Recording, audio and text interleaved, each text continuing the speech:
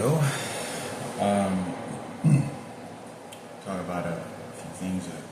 Got a lot of gray hair that I'm growing. Feel like I'm getting old. Part of the process, part of the beauty of life and process, right? You know, part of these whole videos that I'm making about my sister does make me feel, you know, the motivation that I'm getting is because there's a sense of so much guilt that I didn't do enough, I should have done this, I should have done that. Like I just didn't do enough to try to make the situation better. And I was thinking earlier today, yesterday, that, you know, had I not gone to so many friends' houses and hang out with them and, you know, try to socialize with, you know, so many different friends and build good friendships with them, you know, my mother, by the time I was like 15 years old, late 15 years old, I already knew that my mother was in this sort of state of mind that, you know, Hector, when he turns 18 years old, he's going to get out of the house. And I want to go build a life with a boyfriend. Because I know nothing about these twins. I know that there was some sort of a private investigator, or there was some group of people that did at a very early age. Because I remember being in my math class, and right after DeWitt Perry, and I used to go to summer school with Daniel Box, and we used to ride the bus together home from summer school, R.L. Turner, right before I entered high school. And I recall, you know, being in my math class, and I said something about identical twins, and I said, because there's a guy named Heath who was like a genius. He was like really smart. Richard Murphy used to pick on him a lot, or didn't like him for some reason. I don't know if it's because he was smart or he was just really kind of nerdy. Not nerdy, but, and I remember looking at my math teacher and listening, and I could tell she was listening because she was far behind me near the door at her desk. And I said something about twins, and she was like, and she like kind of opened her jaw like, oh my God, they don't know what's going on. And I recall thinking to myself, there's something else. At the time, I don't really think I knew something else was kind of weird or going on that I don't know about. Because nobody really should know any information about my life. You know, because there's kids' problems all over the place. There's just problems all over the place. So I believe that was probably somewhere around the time when I was late 14 years old, where they were looking into why was this child abducted or, you know, or snatched. And, you know, my mother at late 15 years old started, you know, on the weekends only, going to Garland. And on Friday, she'd leave Friday and then wouldn't come back until Sunday night or Monday. And then when I was 16 years old, late 16 to mid 16, she was sometimes be gone for a whole week. And I would have to come home walking by myself to my house, and nobody would ever be home. Because Jillian would stay out in Garland. And, but I know that I did the best that I could, and I feel like I did because I knew, you know, had I not been socializing, and I would have been sort of this caretaker of like, got to figure out this and that, and very aggressively trying to figure things out, I still believe I would have ended up on the streets, because then it would have been worse, because I wouldn't have some social friends to help me keep my spirits up, to stay motivated in life, that life is a lot more than the struggles of pain. And you know, but there's just always this sense of like I didn't do enough, and people don't even know the story, because for 15 there's 20 years, every action that I take, and everyone that observes me as a person, that why is Hector behaving not as important about these circumstances in his mother when there's a little girl that has died and there's not even a proper burial. There wasn't a proper burial. So, 20 years down the road, there's not a proper burial, and it's very disturbing because when I talked to Frankie one day and I said, he just mentioned the way that he expressed it was like, it's kind of like, yeah, it just kind of happened, it was kind of like a little bit of empathy, but it was just kind of like, that's just the deal. And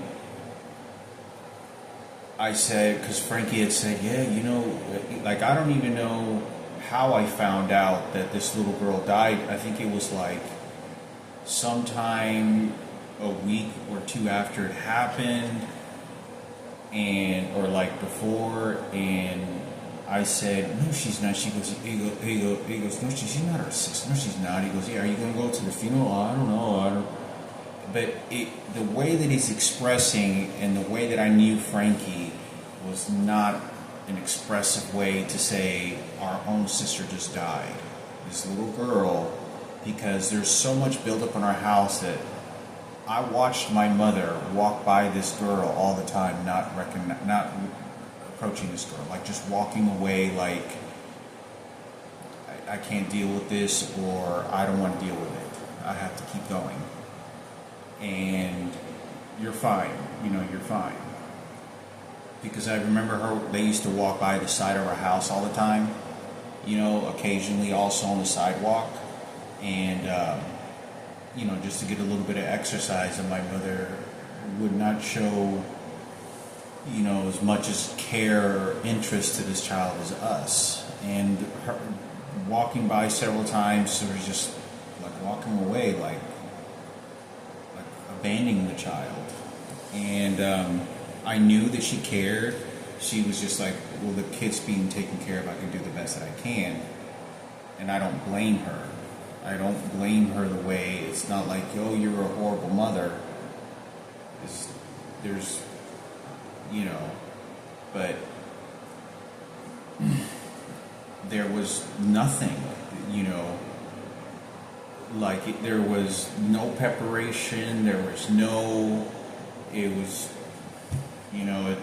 it's disturbing to watch. It's disturbing to see a little girl like that, very disabled, let alone, I don't know if it was my sister, to see her like lifeless body. And it was like the last week. It was like the last week that before she got into a wheelchair. And it's not a pretty comfortable sight to see, because he was just picking up entirely her weight. Like at that point,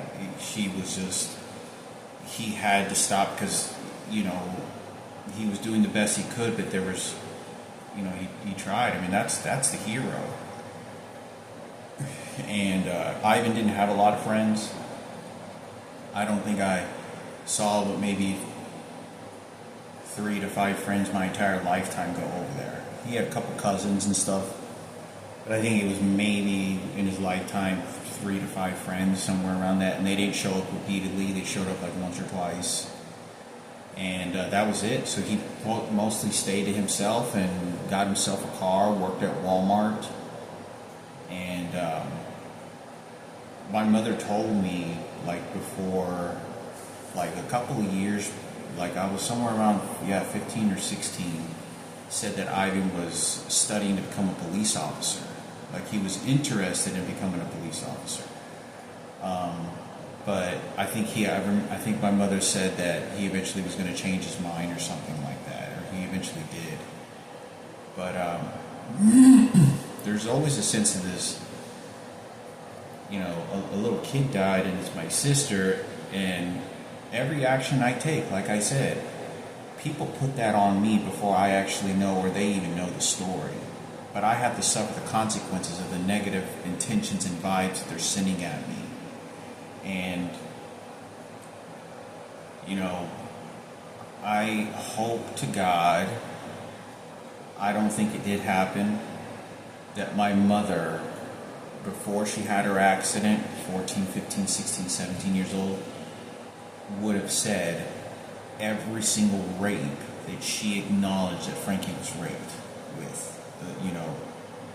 The incident in Mexico, my uncle, obviously they probably already knew, my dad's brother, grandpa dying, or there was any other suspicions that she thought Frankie could have been molested or raped, Bill's joint, or because she just assumed that knew somebody had touched him, but my mother did not react to it. It's just she didn't care. She cared very much, but it was just like there's nothing, like I'm trying, but I can't do anything. I'm trying, but I can't do anything. Oh, okay. And she would just boil up in this emotions because there was nothing that we could do. Nobody was really doing anything. And I hope that somebody, she told professionals, yeah, Hector was raped and molested, also in Mexico. But I don't think my mother spilled the beans more. The only ones that she would have been aware of was the one, obviously, with my Uncle Robert and Grandpa, who died within 6 months after. And I don't know how my Uncle Robert died, but who molested us and raped Frankie, and obviously the Mexico.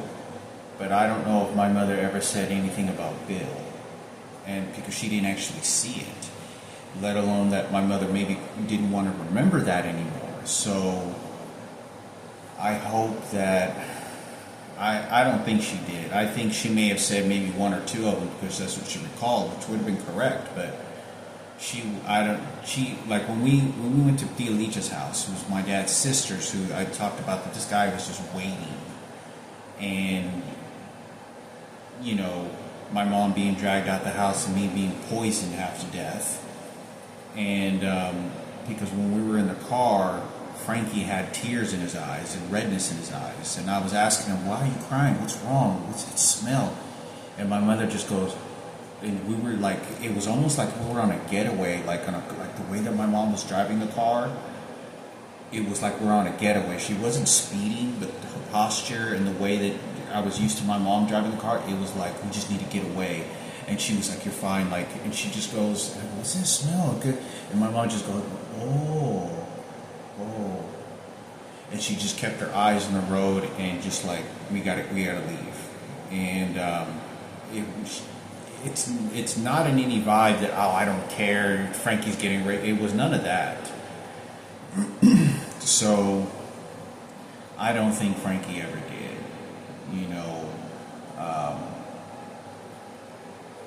I hope that if my mother did, I hope that Frankie had said to the professionals, because I know he had to have known something about it, told him every single person that ever touched him. And if he didn't, it was because he wanted to deal with it again and carry the luggage. And I think the fact that even if he did, I even hope more that if he did, which I highly doubt for some reason, that he named off the 10, or if not more, that he said, what I did, what he heard from his point of view. Because there was never one conversation about any of it in our house. Like, between me and Frankie, obviously you can't talk about that. Frankie just kept on moving forward. And, there's just a huge sense of guilt, and like, I know I did the best that I could, but that's what the intentions of what these people not getting involved in questioning me and asking, because they wanted to play their own detective and squandered everything. And when I'm trying to survive on my own and know I have to prepare for working out in the streets, and figure out what my life is going to be, because I don't have a family to go to. When I was 18, I knew I could never move in with my uncle. That was like, it was going to be very temporary, because he already had 3 daughters over there, and there was just, I was a luggage. I was like trash because I remember my mother dropping me off at my uncle's, which is like right around the corner, and my mother was. I felt so much like she was just getting rid of me, just dumping me somewhere, and my uncle actually said something to him. It's like, you know, you have to get your shit together, Susana. He's like, yo tengo tres hijas aquí. Mira, yo estoy cuidando. Now I'm taking care of your son. This is a lot. Yo tengo, and he was having a lot of workers at that time. He had like 4 or 5 workers at that time. You know, working a business and remodel. That's a lot of responsibility. A lot of responsibility. And I felt guilty for that too. I felt such a burden on that family. I felt such a burden, you know, the fact that I was, you know, having to go ask them for help, you know, and I felt a very big burden of that, and it was very much like that. My mother was just throwing me somewhere because I was 18 years old, kicked me out of the house. She went and started renting out the house, and then here I am at 18 years old, 18 and a half, and I have to go get an apartment. When I go get an apartment, my mother's just like, I just want to get rid of him. I just need to get rid of him. You know, I'm 18 years old, and that's how the whole situation went.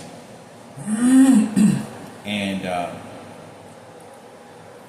you know, I don't even know if my mother, if that was ever my mother. If when we went to sign the lease, if that was even my mother, that was her identical twin. Because my mom's identical twin got discovered, or her triplets, of herself, somewhere when I was around 18 years old, you know, 19 years old. So I don't know what those circumstances was. And because one of the last images that I remember seeing my mother was when she had her leg crushed, and before that I remember seeing bruises on her face and her arms, and when she came to pick me up, and it was just terrifying. I felt like I went to work, and I remember telling some coworkers that I was upset because I felt like her boyfriend's probably beating her. And I just remember my mom had like a lot of makeup on, and she never did that. And she entirely looked so abused. She looked mentally and behaved so abused because my mother would come visit me. She was driving with a Focus car, blue car that she had, and she came by like to see me, talk to me, and she was just like paranoid and scared in a way that I felt like crying that day in the car. I felt like, I can't believe they're doing this to you. Your boyfriend is doing this to you. There's no more help she was like pleading for help from me, and I had no money. I had like $20. I was asking my mom for $15 here and there, maybe $10 I was eating ramen noodles every day, you know, getting very weak. It was too much for me to handle, way too much. But I remember that day I felt like crying when I was in the car because she was just like trembling in the car, like I don't know what to do. Like, okay, I'll do what you say. Okay, I'll do what you say. I'll do anything you say. I'll do anything. Oh, okay, I'll do anything you say. Anything. Like somebody had accused her of doing some monstrous things, and I always felt at that time that it was her boyfriend. That's who I blamed. I blamed everything on her boyfriend, that he was a monster.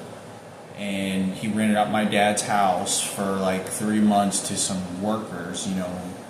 And I asked my mom, who's collecting the rent? Oh, Lucia's picking up the rent.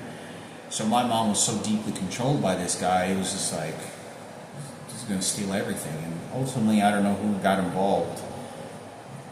If it wasn't him, it was going to be someone else that took everything. And and then within a year, me moving back to the house because I couldn't pay for my rent. Within 3 or 4 months, my mom gets into an accident, and she has her car crushed, or her leg crushed by a forklift. And I remember working at FedEx Kinko's, which is a print shop. I don't know if FedEx Kinko's still around, but she would drop me off there at night, and I'd work the night shift or the late second shift, which was like 5 to 12 o'clock, and my mother would pick me up, and she would drop me off. And I remember my mother being very excited, like I got a job, and I was being functional. And her vibe was very pleasant. She was more happy, and I could sense when my mother was happy, and I could sense when my mother was very, sad or broken. But I had never seen my mother broken like that. When I was 18 and a half, I moved to an apartment. Within 3 months, and my mom gave me $1,000 for that. She gave me, I think, $2,000 to buy a brand new car, and it was a Plymouth Laser. That was my first car, and it was the biggest junk car you could ever imagine. I don't even know how. I've never, still to this day, never seen a bigger junk car, but I got ripped off pretty bad, and I don't know anything about how to buy cars. I don't know how to work on them very much. Jillian helped me do some of the mechanical work on there. It was just pretty horrible, and I bought the car, talked the guy to selling it for $1,500, I think it was, and I think he was selling it for my mom gave me $2,000, he was selling it for $1,500, and he sold it for me for $1,250. It was like $200 or $300 they knocked off the price. It was some Mexican guy, and so I bought the car. Then I spent the rest of the money on buying a computer so I could learn more about computers in the technology world, because that was more important of the education, the processing of hopefully get better jobs and stuff. And but it was one of the hardest times in my life, because my knowledge was very poor. I don't understand how to get food stamps, how to get around the systems to make myself and feed myself. And within 3 months, somewhere around August, or close to summer, end of summer, my mother's, when I saw her, there was no argument, there was nothing. She just happened to be driving to say hello to me, and I asked her if I could, borrow $20. I was making $8.50 an hour. My rent was $450 plus bills, and I had no money to pay for myself for food. You don't understand how difficult it is, especially when you don't know the knowledge of how to get resources. Let alone, I didn't want to put myself in any more debt, and dealing with my dad dying, my mom abandoned me, and $175,000 just gone. And when you're young like that, it's hard. It's really hard.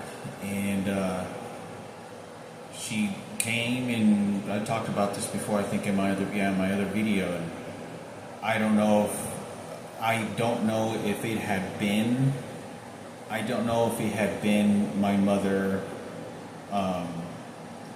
finally surrender the rest of the money in the house. And what I thought happened is that he didn't close the deal until he moved out, and then he started slapping my mother around, hitting her, terrorizing her, and then he was going to take the house. And then that's when I knew, when I looked at my mother, this guy had a lot of control over my mother, a lot of control. So I remember her, and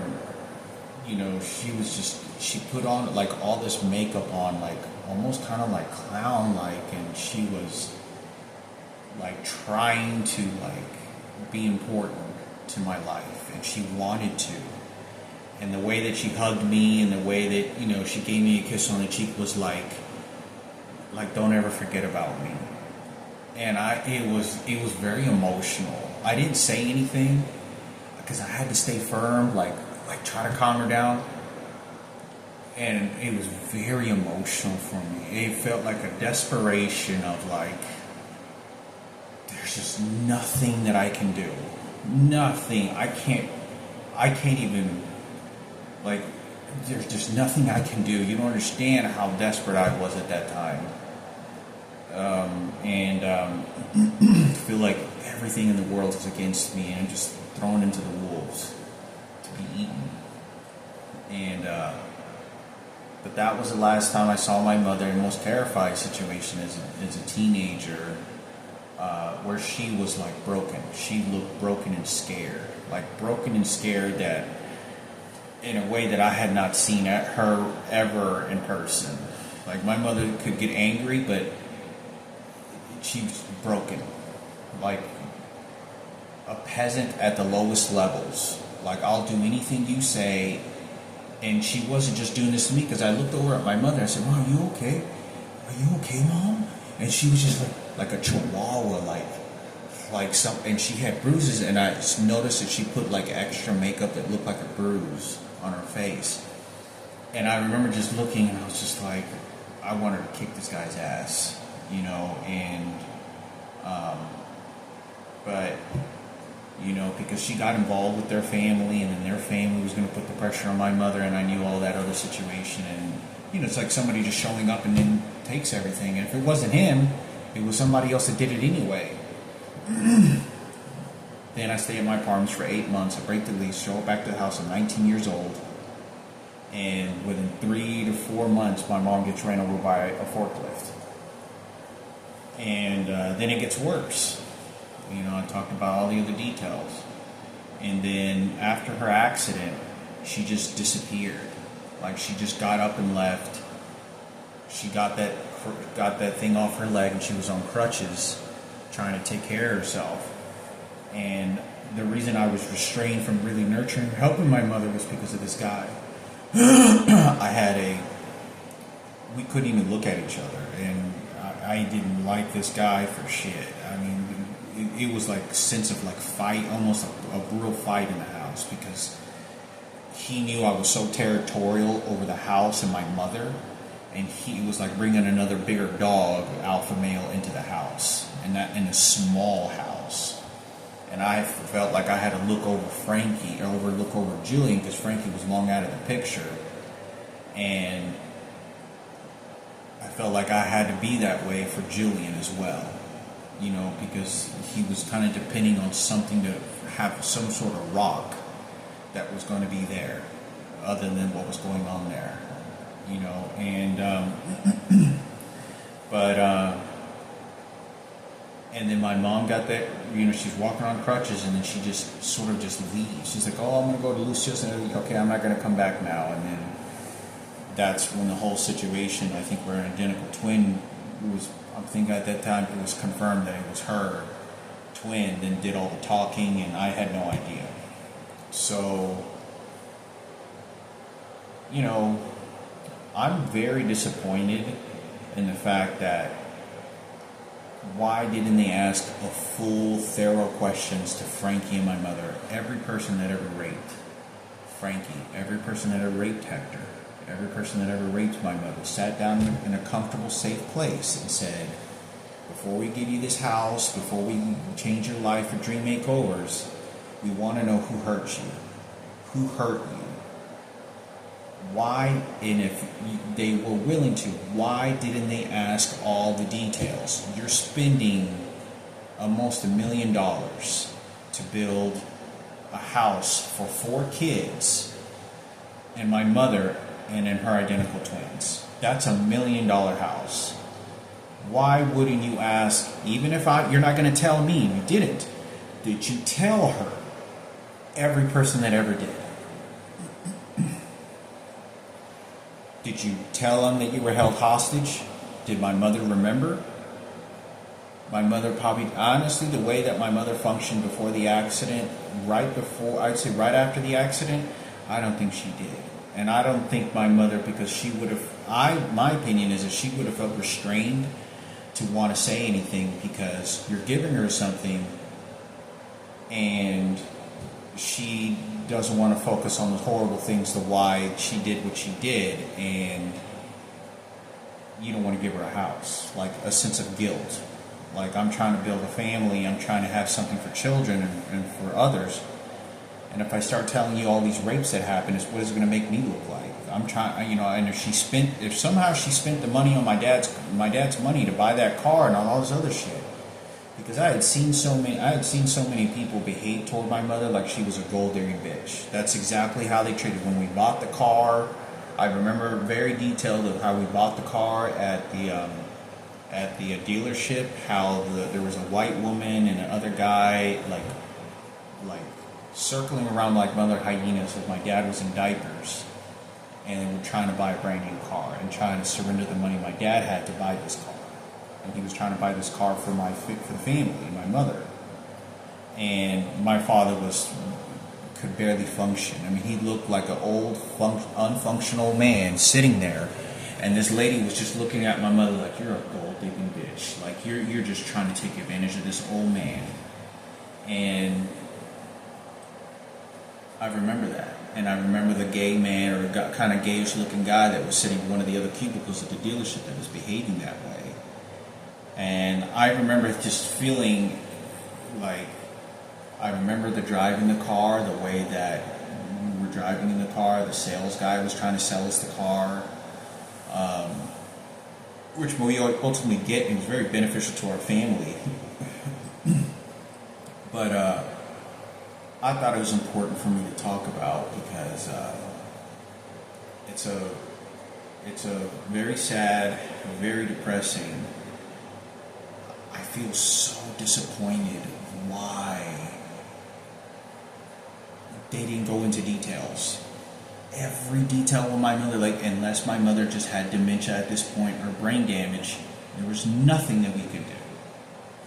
Because 10 homosexual rapes is not worth talking about, but you're willing to give $1 million house to somebody, that's fine. I understand, it's too late. You didn't tell me anything. But did you go to Frankie and my mother and set them down? I want to know graphic details. I want to know what happened. What happened? There's $175,000, a deceased little girl. My father commits suicide. He's in diapers buying a brand new car. My, 3 kids in the house, an adopted twin. And all of a sudden my mother, I don't know who the biological father is for Marco. What's going on? What happened? Did you ask the question? I want to know, okay, what did this guy do when you got here? Okay, we went to this house and I think he raped Frankie. I know how my mother would almost express it. My mother would not be very direct toward you. She won't be like, she's not going to be like, yeah, he did this and he did this. She would be scared and understand. She was like, yeah, yo creo que posible. I don't know. Yeah, okay. It would be like that sort of behavior. This is all lost. All of it is. The time they won their victory, they got to follow the leader, Ken Cooper, Sarah Cooper, and they finished it off. It does not change the fact that at 18 years old, at 20 years old, I'm out of the house. Frankie's out of the house by the time he's 19 years old. Goes to the Navy, supposedly.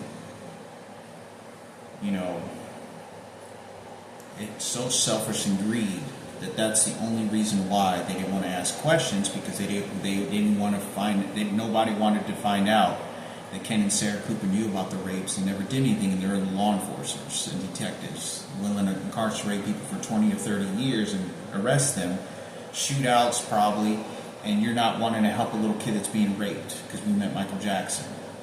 And even if somebody got involved, they knew about it. And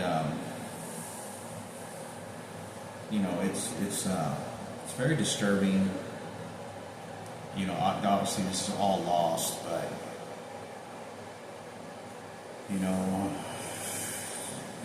my mother was very respectful to Ivan, and I remember my mother going over there like she was prostituting herself, or she wanted like a few dollars, and somebody in the neighbor inside Ivan's house was screwing her. I thought it was Ivan's dad, but it must have been someone else, unless it was him too. So my mother used to sort of thought he was a playboy because there used to be different girls who used to walk into the house. And so my mother's confinement of mentality of how men get women, and you want to have a little bit of drama in your life to have liven your life up. I remember how my mother was sort of interested in, not necessarily just sexual, but looking for a male. And my mother's still pretty young. And, it's a very lonely life. But there's no other reason. I know that there was no other reason other than selfish and greed. And because they wanted to make sure who was going to have a comfortable life was going to be Sarah and Ken and their kids. And then they were going to make themselves heroes because they had the money. And I did all the work. That was why. That was 100% why. And they just hit the wall again, shot my chest, and then directed me toward Jesus Christ again. I don't know if they're putting thoughts in my head to try to cover it up because I said this guy that raped Frankie and held us hostage looked exactly like Jesus. And then I say, oh, it looked like my sister was on a crucifix just hanging there lifeless. And then that's how you help Candidate Church and the Cooper family. And that's how strong white power is, because it's just free coupon tickets to get away with what the fuck you want and get more access. And nobody wants to believe me. Nobody wants to believe me how horrific and how disgusting these people were, that how calculating it was. They're very smart. And it was with selfish and greed only.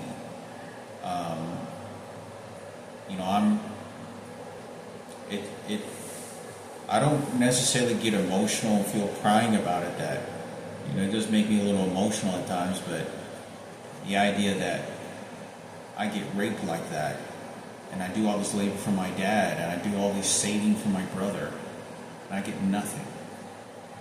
You disposed me like they did that little girl, and now and now you just collected the cream crop of all the financial money and fame, whatever it is, and political power for the president, and then I got beat the fuck out of. My father wanted that house to give. Let me tell you this. For my dad's money and my dad's house to go directly to my mother, he never wanted from the very beginning. Very, very beginning. He wanted the house to go to my mother when I was a kid and us kids, but he did not want at any point that my mom just takes full control of the money in the house and he gets nothing. That is 100%. There is no more solid I could get with that. He did not want some woman that was divorced with him to take all the money in the house. He was so preoccupied with helping me and helping Julian have a house. And to get nothing, to get raped like that and save my brother from that many rapes and risking my life, helping my mother fight to protect the family, and I continue to do this my entire life because they're all after the money, and they take everything from every fucking thing. And just everything. I get nothing. I never got rewarded. For the time that it meant so much to be young, and the time that it meant so much to when it was still fresh of my father's passing and my mother was still younger. And they knew that they were going to get away with it, and they were going to throw me to the crucifix. That's exactly what they were going to do. And that's exactly what they're going to do. Now I'm always terrified now to even think of another problem, that all that burial is ever going to be, if there ever is just the dividing of emotional trauma more, that they want to butcher this little girl to make it for a more profitable gain, emotionally, mentally more stable. And that's exactly what they did. I got nothing. I didn't get any money. I didn't get to live in my house and work like I always wanted, rent-free. It was so important because I wanted to live in that house, get my job, start fixing up the house, give my mother money, and build myself. That is 100%. But with her boyfriend there, and everything that was going on, that was never going to happen. The extra Kisetti twins, and I never got that. And other friends had the chance to. They got the chance to live rent-free at their house, and they could have got a job and made $20,000 in a few months, working rent-free and buy all the equipment and travel the world. And I wanted to travel to get familiar with the United States, Chicago or whatever it is, San Francisco or some other states, to kind of get familiar with also new career choices and how the world sort of functions early in life. So it's good to be able to learn that. But it is, how they say, you got to throw in the white flag, surrender, like, the battle is over. It was like that. It's just a leftover baggage because there's no justice. There's no justice for what they did. And they continue to give them money and opportunities and feel sorry for them I'm being persecuted at my jobs that you don't even know about. The recording devices don't pick any of that shit up. And here, everyone knows about identical twins, free house. Everyone knows, about the dead little girl. And then they think because I'm having arguments with my mother. And they wanted to find the smallest amount of things to turn everything against me, so then make themselves look heroes in the meantime, and then keep everything away, and at the time doing them away, and that's what they did. I got nothing. They took everything. I never, and I said this, I was from the minute that I had first ever heard that the house was going to get sold, or wanted to get sold. I was 14, 13 years old saying this to Frankie and my mother. You're not going to sell the house. He goes, my piece of the house, you're not going to sell it. And he goes, I don't want to sell anything. I don't want to sell the house. I don't care. Don't sell the house. It's a home. Don't sell the house. Don't sell the house. I'm not in this for the money. I'm not in this to sell the house. I am not. I am not selling anything. Any dividing that goes into what I able to keep for myself, for my dad, that he wanted, I do not want to sell the house. This is not for me getting money. And because I could work, get a full-time job, if you end up on the streets, you have a place to live,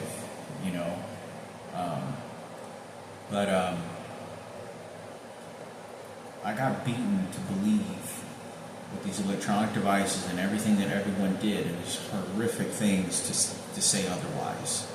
To say that it never happened, no, this is the way that it did, and they're changing the story of anything. I know the story. I know every detail of everything, and they made it into their profitable game, and that's all they did. And,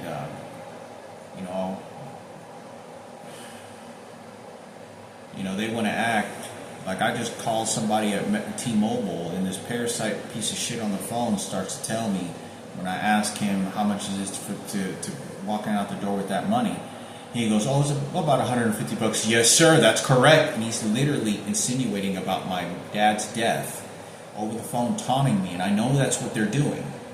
100%. To say, oh, no, that's what we gave you. That's correct. That's the money you only get. That's correct.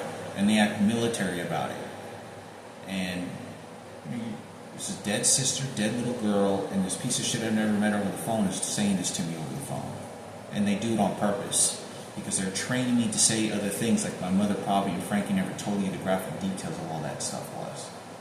Because once you found out all the details, guess what happens? It dysfunctions Frankie and my mother between them two, dysfunctions me and Frankie, and dysfunctions me and my mother even more. And then you can make your own dysfunctions of why it never got said. And you run off with the money and fame and said, oh yeah, look who looks pretty now. Look, now we're going to use the crucifix and forgiveness time. And there's no justice. This is entirely the suffering of my table, my dad's, my mother's, and Frankie's. And they turned it into something else. But, it's...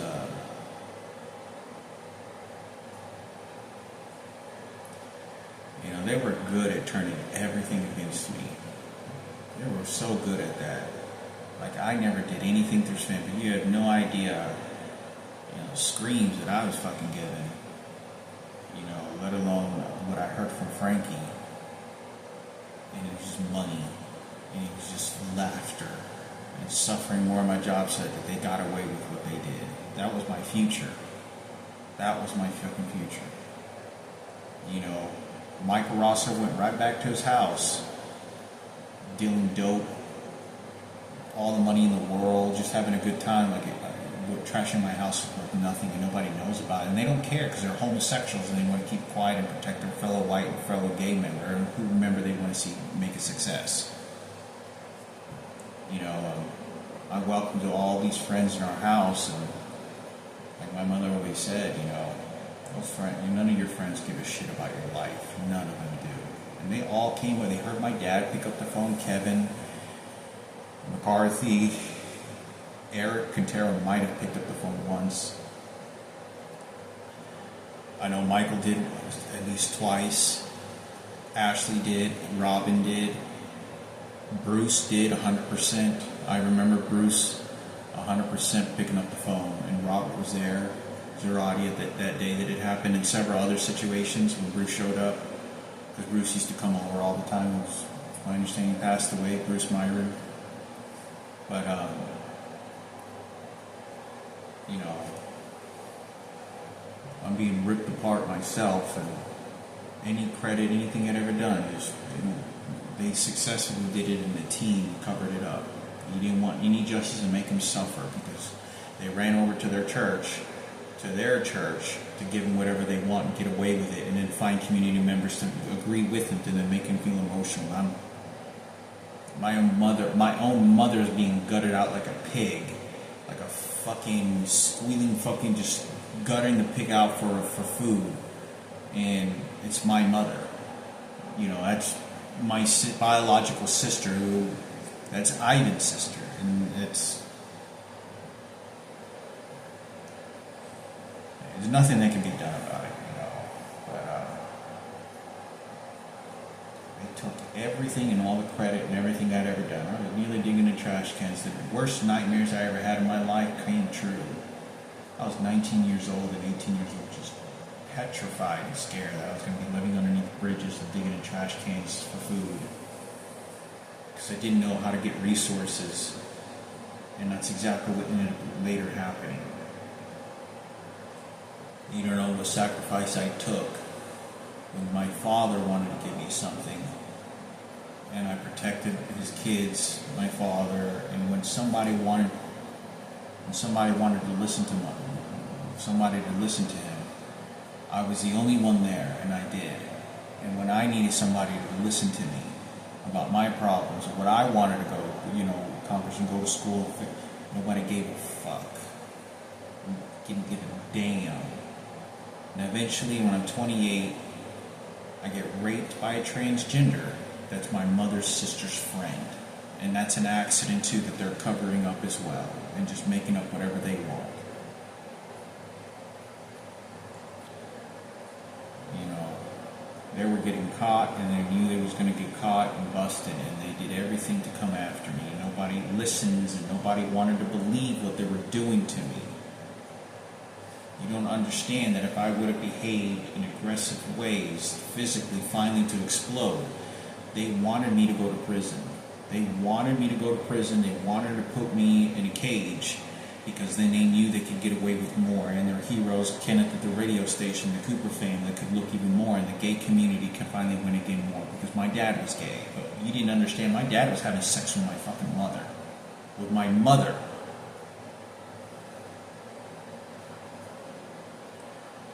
You know,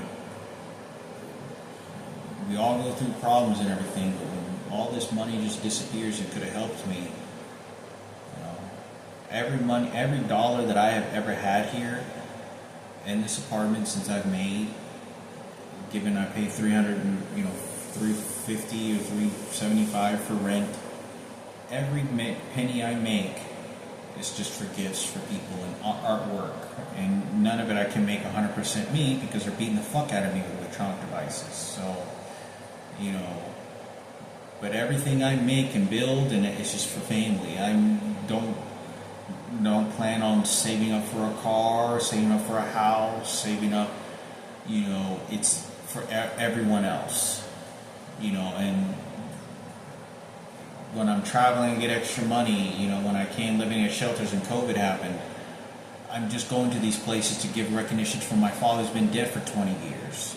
I'm just giving recognition for my mother that I counted in this family, going to the Grand Canyon. Look, it's America Grand Canyon. Oh, look, it's me shooting machine gun helicopters.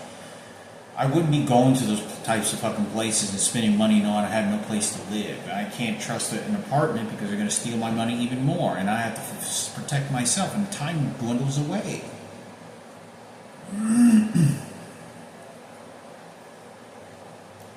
You know, I understand when you don't have anything, you have to fend for yourself. You know, nobody's going to give you free shit. And I understand a degree to that, especially for guys. But they just came and they took my credit, my money, my life, everything I'd ever worked for, and erased it.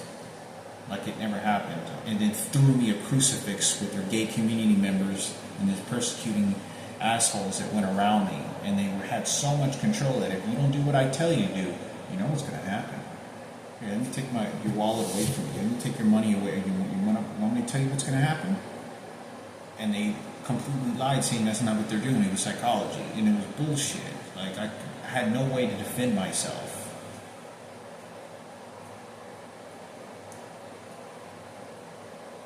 You know,